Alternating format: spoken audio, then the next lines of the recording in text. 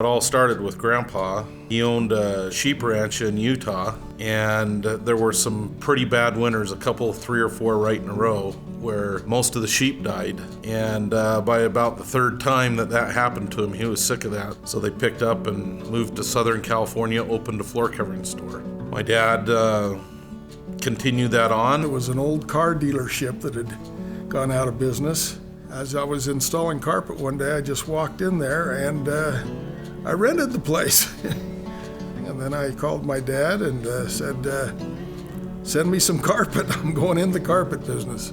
And people just flooded in. It was amazing when we had more business than we could handle in that one little store. I thought, well, I need more than one location. So then we put a store in Ogden. Then we put one down in Orem. And the business really grew.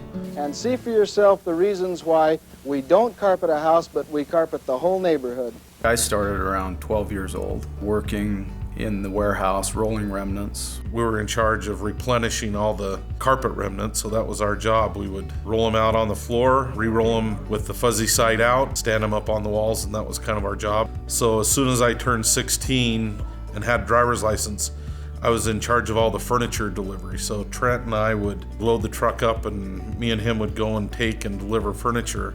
And then I would measure houses too after that. Chad and I dated some in high school, and I probably should have clued in that Chad was a workaholic early on. He decided we needed to stop on the way to our senior prom and do a quick measure. So I'm in this fluffy prom dress, and we go up to the people's house. He's in a suit, and he's measuring their house for carpet.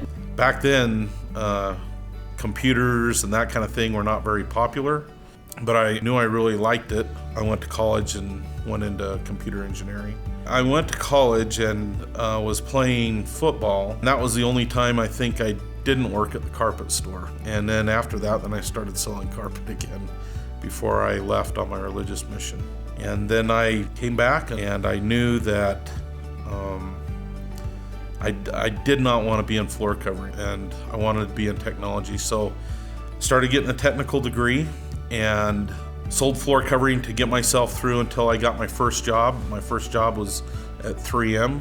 I was an intern there for 2 to 3 years. That was a great experience. They were huge, multi-million-dollar computer systems. After 3M, my first main jobs in technology were all with startup companies. In that, I got a lot of different experience in a lot of different areas. Had a little stint at Novell, which was a pretty big company in there, but the more permanent thing that I had for probably 3 or 4 years was a company that created and produced mass spectrometers. And, very high-tech stuff. The things that we were doing were cutting edge. I was involved in that for quite a while, became the manager of the software division, and then eventually I became the director of engineering for that company. That was loads of fun. I loved going to work every day. I loved the people I worked with. But what happened was the company went public, and then the CEO and everything got replaced.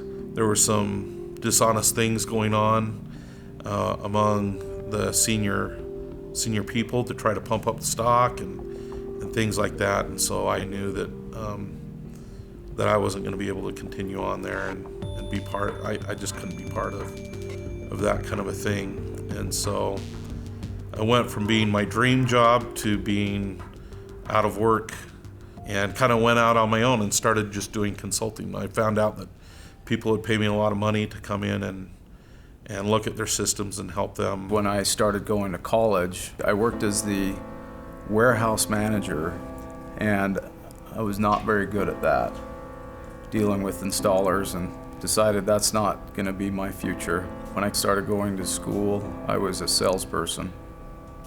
So I learned that part of the business and was a horrible salesperson too.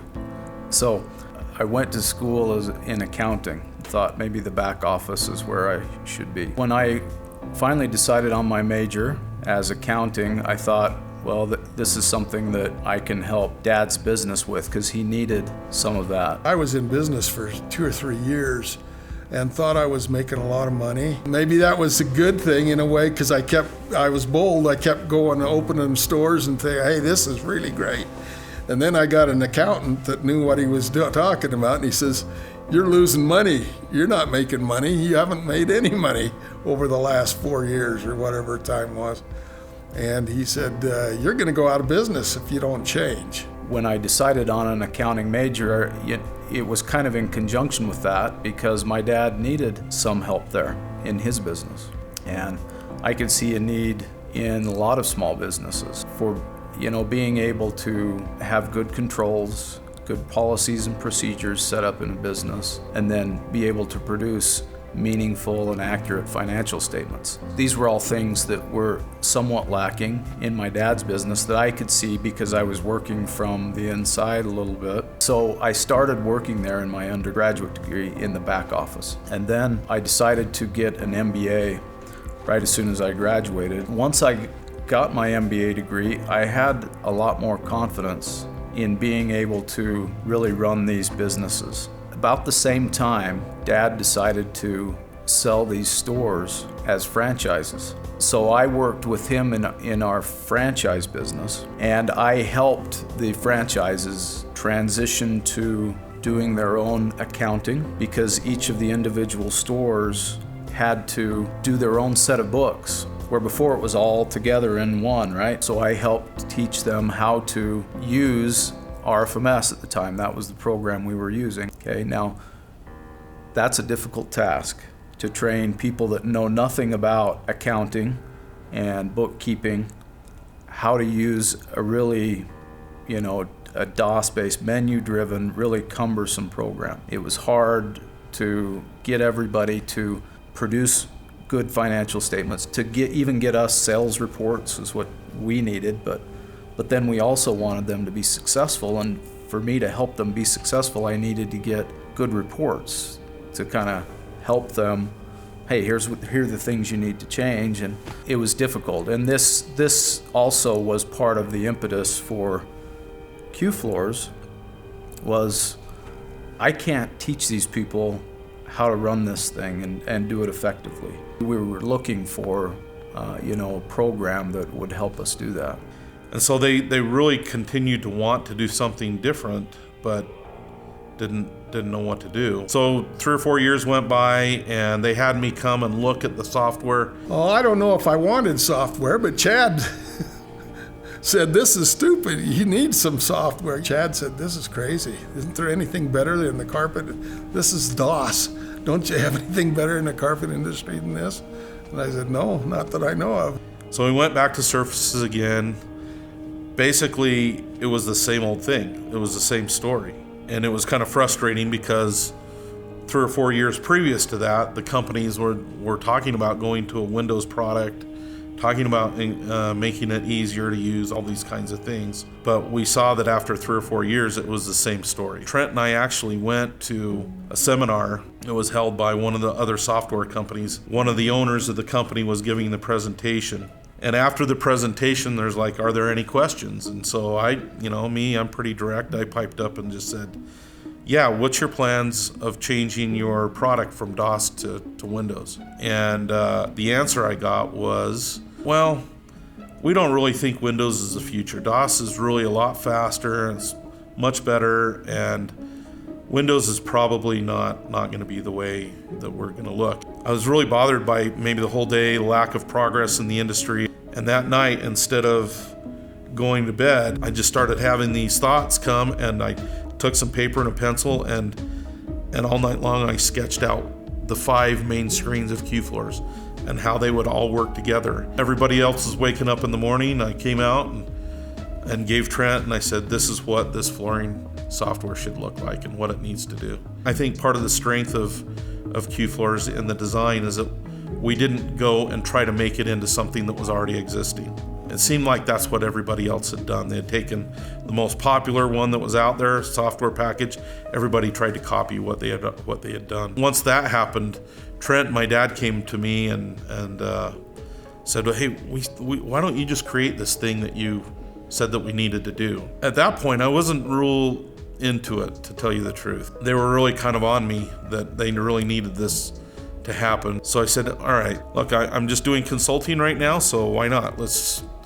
I'm not really tied to anything really firmly. So I think it was about May of that year is when we decided to go ahead and give this kind of a shot, and we would do it for 8 or 9 months, see where we get to, see what happens. I just remember locking myself up into the basement of our house and started to go to work on QFloors. About 3 or 4 months later, I had at least an initial product that could print and save an invoice and do a few basic things, and we actually decided to put it into one of the floor covering stores. I remember Trent and I, what we did is we got a list of inventory. We were there like all night long trying to put the inventory into the system because we wanted to get it done before the morning so that we could start putting sales orders in against the inventory.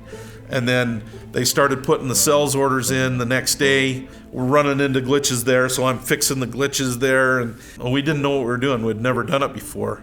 But I remember, and then towards the afternoon, they were able to put sales orders in against the inventory.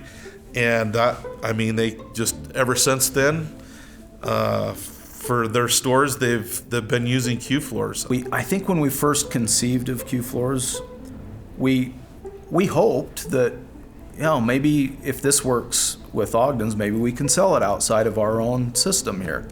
We hoped that would be the case. We weren't totally confident that would be the way that it would work, but we hoped it would. And once we implemented it in the Ogden's group, in the Ogden's franchise system, we knew that we had something, and we knew that we could sell it. It gave us confidence that we could then go outside and sell this around the country. By that time, we're like, hey, we need to take this to services. I remember going to the very first surfaces that we sold, QFloors, so I guess that would have been January of 2000. We had this tiny little booth. We couldn't afford to pay people to take stuff in, so I remember Trent and I were hauling these great big 21-inch monitors that weighed 20, 30 pounds. Now I look back and think, oh wow, we were just so small and so green. That Surfaces was very encouraging because we sold 5, 6, 7 systems right at the show, and people telling us, I've never seen anything like this before, and this is awesome. And I think it created quite a splash with the other established software companies because they were all selling DOS systems or Unix systems, AS400 systems, stuff like that. And to see a couple of young guys that had never done this before just kind of come and plop some software in, I think we had people from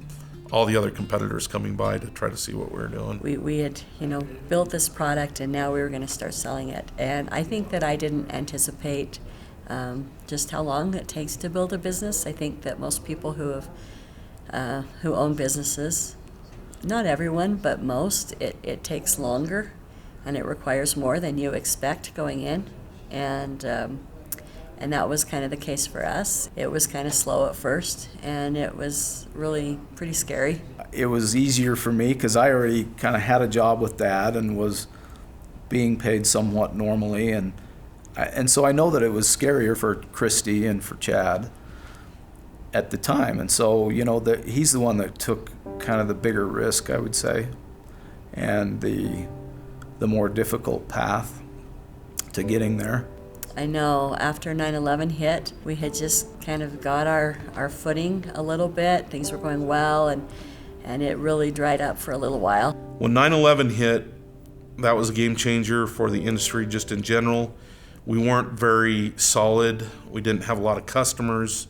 And by that point, we had already spent our savings kind of building the software, and it got really scary for a little while. And I remember that Chad's salary went from between a third and a fourth of what it had been before he started. So, it was a significant lifestyle change for us. And I remember a lot of conversations of, should we keep going? I know we prayed a lot about it and just kept feeling like we were supposed to hang on. After a while, what I kept telling myself and Trent, I'm like, I think we're helping people. And I know we're not getting rich and not everybody likes us, but look at this company and this company and this company and this company. And we're really helping them and we're really making a difference where before they would have gone out of business. I remember Dino, who was selling for us at the time, going to a trade show at the end of December, and it had been, I think we got a paycheck in June, and then like maybe 2 partial paychecks in 6 months, but not even a full one. So like it was really, really tight, and this was December, and he sold a whole bunch of systems. I think it was 8 or 9, and I remember hearing that and just like crying. I was just so grateful because that was kind of our lifeline, and it gave us hope. It gave us hope when we were thinking that maybe we were off track. And he sold 9 systems at the Mohawk show by himself. And we were like dumbfounded that was even possible to sell that much, right? And so he kind of opened our eyes to what was possible with QFloors and gave us, it kind of expanded our vision for what we could do and how fast we could do it. It was fun to see us grow each year. Trade shows got a little better, and it got to the point where there was a lot of excitement, a lot of interest, and I got to see that. It was fun to see it grow. You know, that's when things started picking up and things were going crazy because it was word of mouth. Our customers were selling it and people were starting to come on. Other big manufacturers, Shaw and some other buying groups, they could see how we were making a difference. All that was picking up, then 2007 hits. Our sales went more than 50% less than what they were. It was certainly a dark season for not just us, but for everybody. One of the bright lights, though, in that dark time was the fact that most of our customers that had QFloors and that were using QFloors were able to stay in business during that time. In our industry, 25% of the businesses went out of business during that bad recession. People that were using QFloors, we lost only 3% of our businesses using QFloors during that same time. So that was encouraging for us. And was it kind of a glimmer of hope that if we can make it through this, that we have a good product that really does help people. Our customers were faithful and loyal and continued to pay their maintenance fees. And so we were able to weather that storm. Since 2012, we've had great growth. QFloors has been growing on average about 30% per year over the last 5 years. We've always had great, loyal employees that have cared about QFloors, that care about our customers, and we couldn't do it without them. I mean, it's just the best part of our company is our people. Well, Ron has been incredible. I mean, he was the first employee that we had. And Chad came to me and said, "You want to work at QFloors?" I don't know that they had even sold it yet to any particular customer. I gave it a lot of thought, and it's one of the best decisions I ever made. 20 years later, we're all still together. Ron always pushed us to be better. Ron is a very good advocate for the customer and has been so since the beginning. We're not there just to sell a software. We're there to be a partner to help them grow as they help us grow. That's helped the quality of QFloors be even better over the years because of Ron's attention to detail and his input.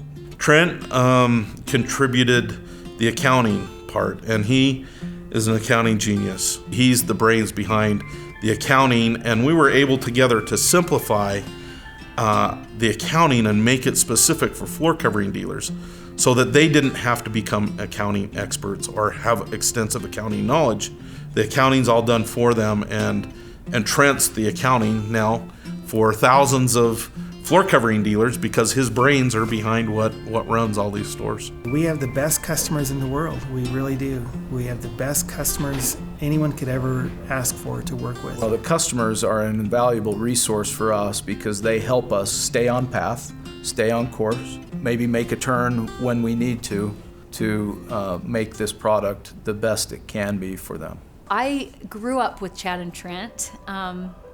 Grew up in the same neighborhood, and I knew them as, young teenage boys. And I always knew that they had a really good relationship for brothers. I've just been really impressed by how much love and respect they have for each other. I can honestly say in the 20 years that they have worked in this business together, that there's never been one day that Trent has come home and complained about Chad. He just genuinely loves and respects and looks up to Chad in every way. Early on when we were struggling, there were times, promotions, policies that were not necessarily financially beneficial to us. We could have, and in my mind at the time, should have done something different. But Chad was always just a real stickler for, is that going to help our customer? That was always his question to all of us, on all the employees. And to me, is that going to help our customer? And is that going to be beneficial to them? I thought, wow, this is a different kind of a business, different kind of a CEO, I think. And so, it made me want to work with him and for him, having that kind of